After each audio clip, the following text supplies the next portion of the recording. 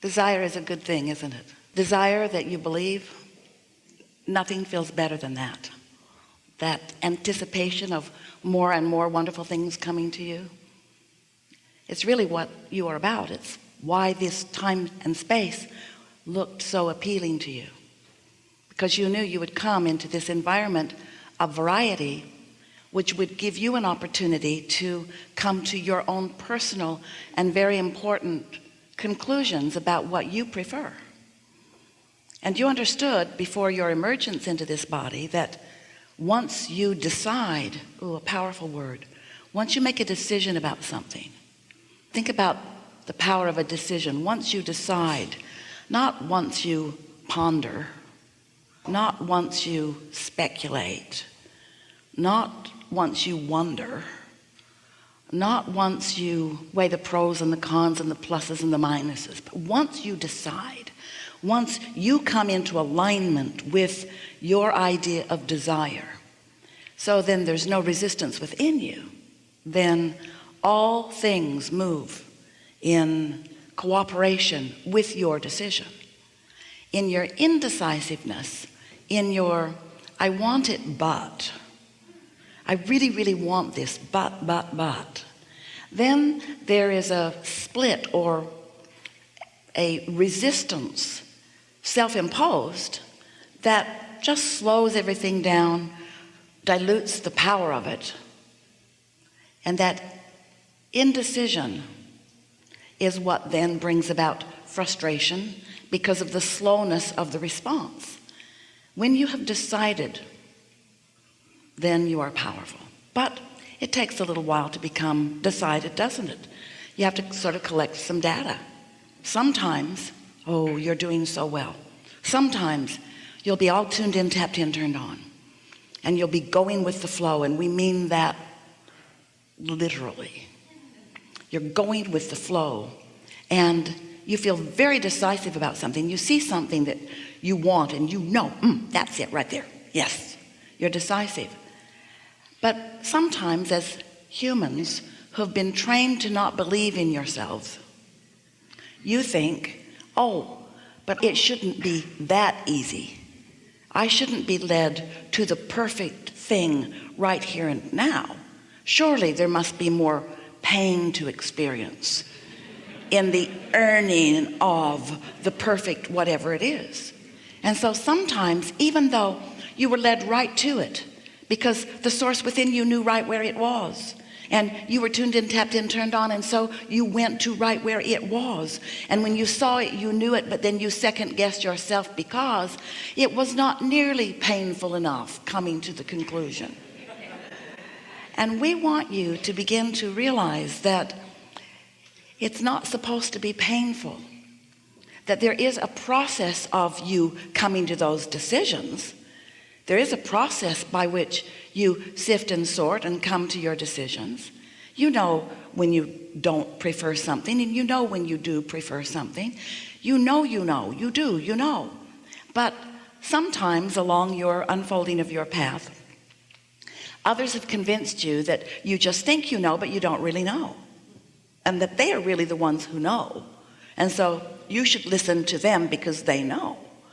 And often they will accuse you and us. They accuse us of teaching you selfishness. We say, we do. Yes, we do. We do. Chapter 1, selfishness. Because if you are not selfish enough to identify your own preference, then you cannot connect to the power that is really you. Because in not deciding what's best for you, then you water it all down with what's best for this and best for this. And we're not saying that it cannot be best for you and others too. We are saying that what is best for you, which is alignment, is what's best for everyone who has anything to do with you. Because when you are in alignment with the source within you, you have plenty to give. Then you're flowing, you're dynamic, you're fun. But if you're not selfish enough to get tuned into that, then you're not so much fun. And then that's when, we love you so much. That's when you get demanding.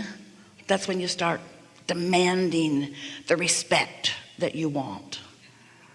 So this process of coming to your decisiveness, this process of what we are calling the process of deliberate creation, because it's no fun just to stumble into it. You think you might like that, but you really don't.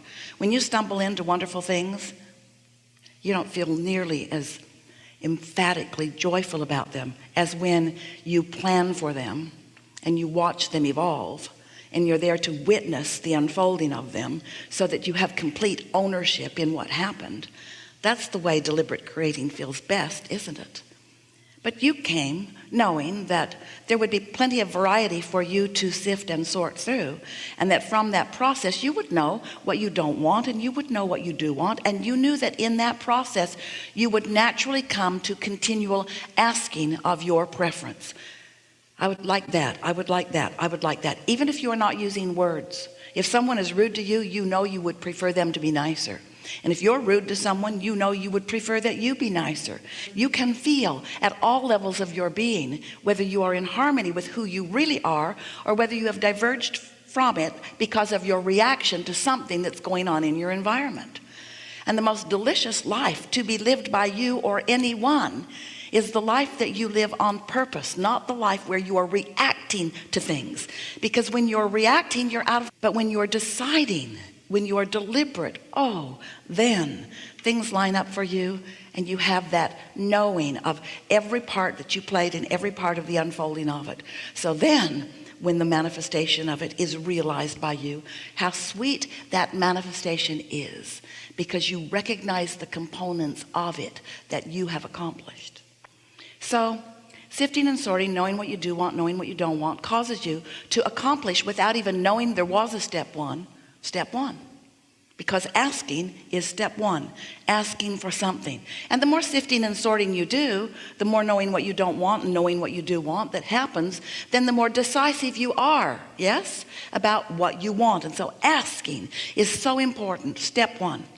Step two is not your work. Step two is where the laws of the universe, law of attraction, and your inner being and infinite intelligence, what you want to call source, all of these components answer what you're asking in the moment that you ask for it. Now we know that's hard for you to accept, but it is the way that it is. In the moment that a decision happens within you, everything from non-physical perspective lines up to complement, to enhance, to add power to pave the way for what you have asked for.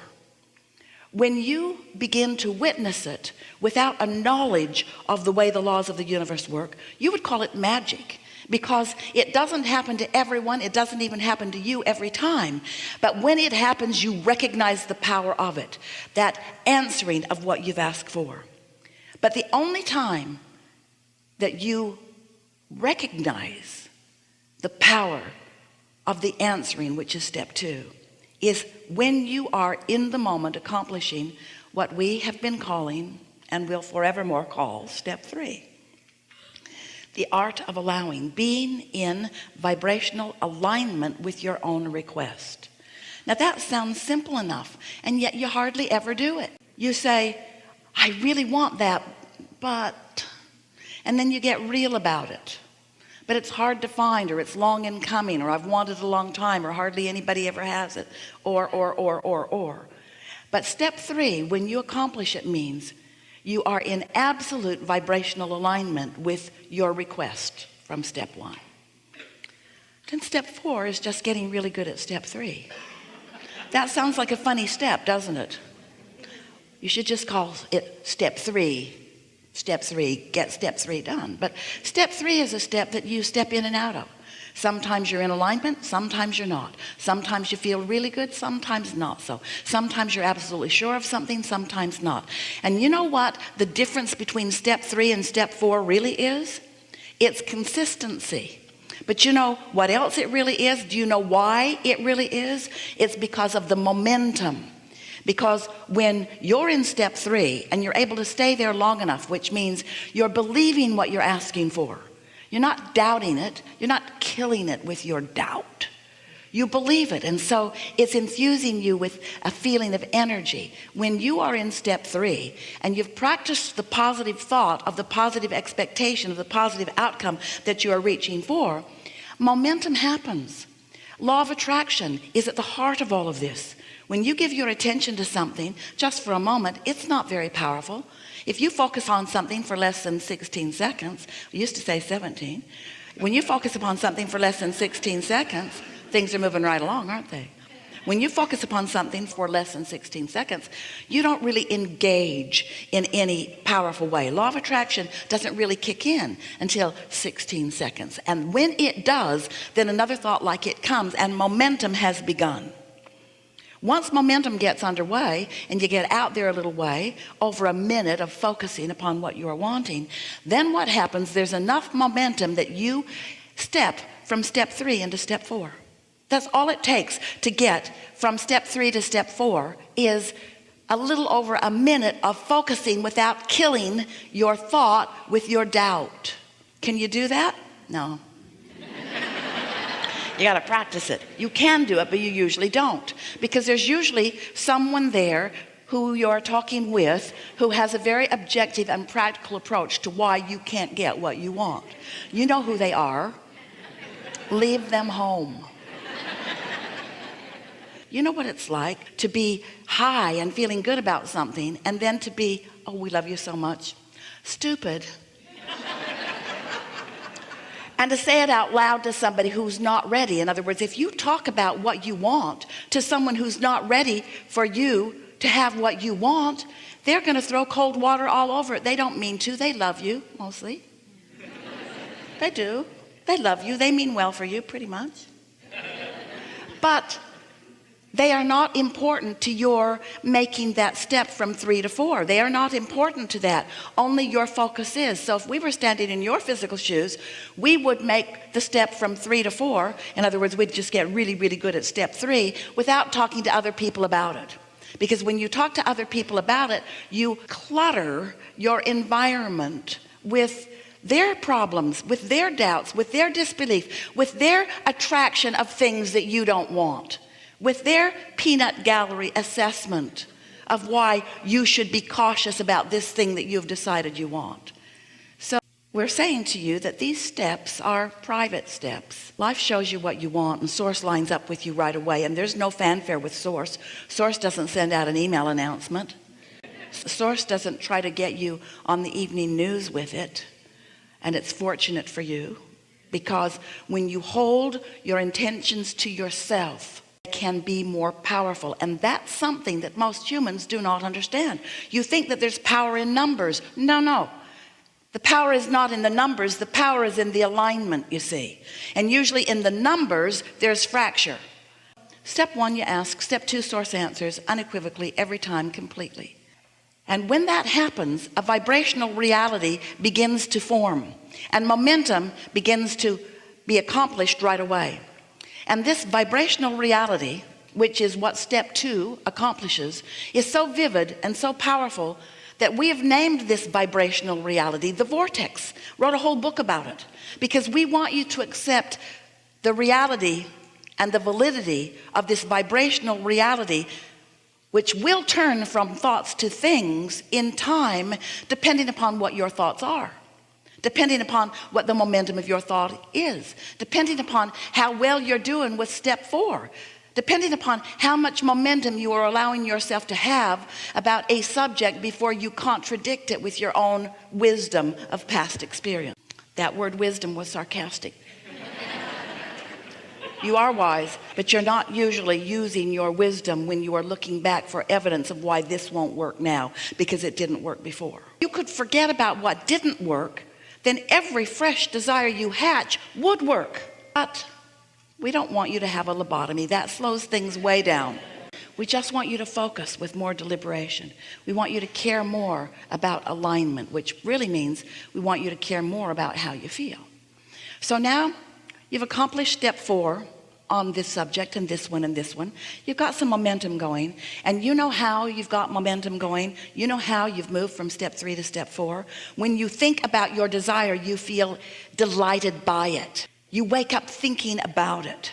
You are eager about it. You're flowing with it. There's no doubt within you. There's confidence within you. You feel secure about it. That's how you know you have accomplished step 4.